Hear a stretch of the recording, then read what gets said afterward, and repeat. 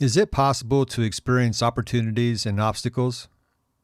I believe it's not only possible, but often the very catalyst that promotes personal transformation. Grab a pen and paper, and let's explore how to turn your obstacles into opportunities with journaling. Hope and healing are on the way.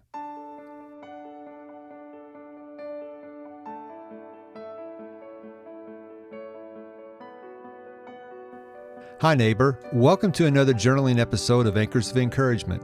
My name is Tim Maudlin, husband, adoptive parent, disciple of Christ, and ambassador of encouragement. Journaling has been a big part of my life since my son Johnny was introduced to it in residential. It was the catalyst to help him heal his broken heart.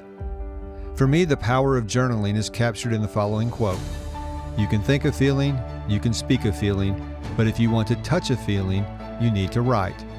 In these journaling episodes, I'll share a short story with you and a journaling prompt. I saw the positive things journaling did for my son. I know the positive things journaling has done for me, and I hope you'll try it too.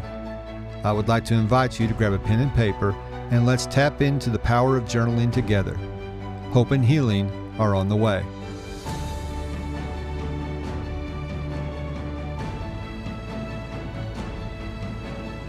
This is the fifth in our 7-part series on journaling, using the word journal as an acronym and word jumble.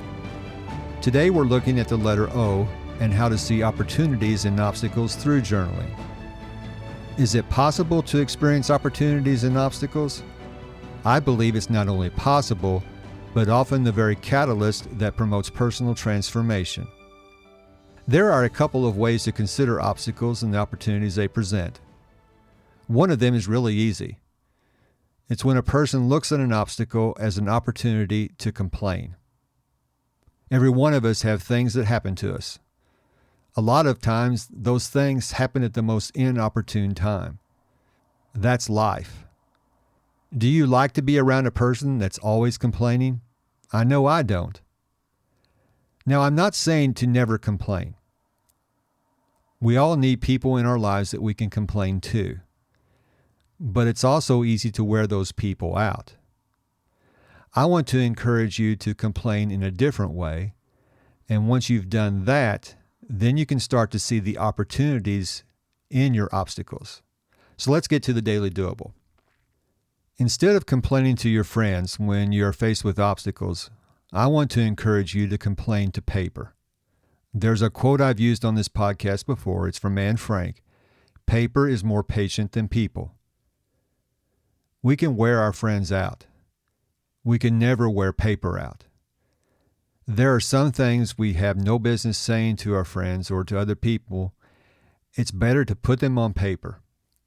This is an opportunity for you to feel better. The next time you're facing something that's very difficult, complain to paper and see if that doesn't make you feel better.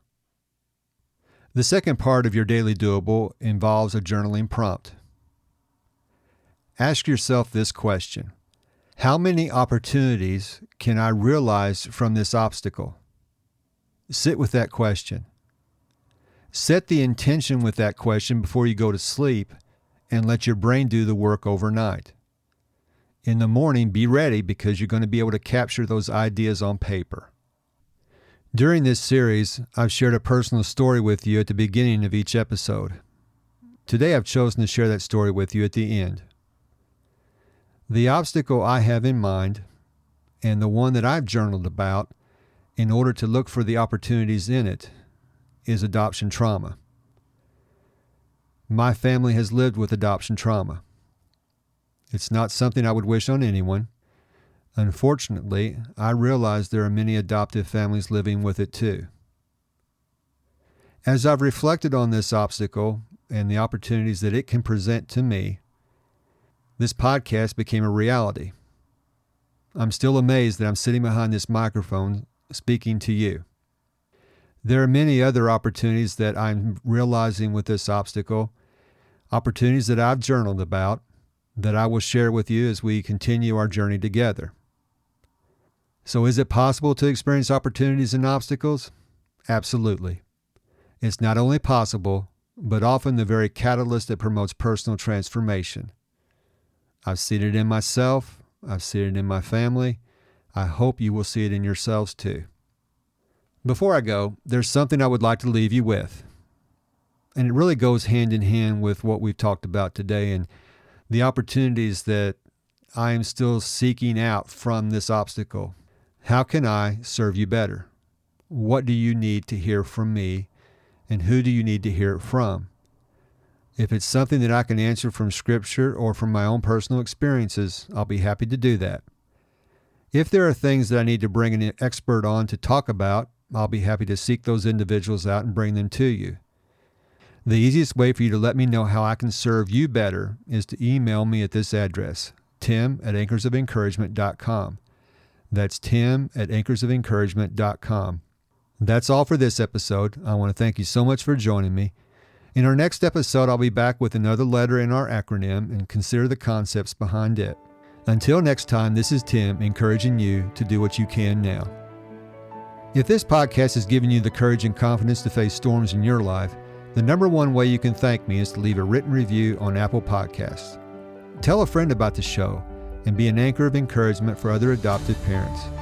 I would also like to invite you to join our Facebook community. All of the links for this episode can be found in the show notes. So until next time, this is Tim encouraging you to do what you can now.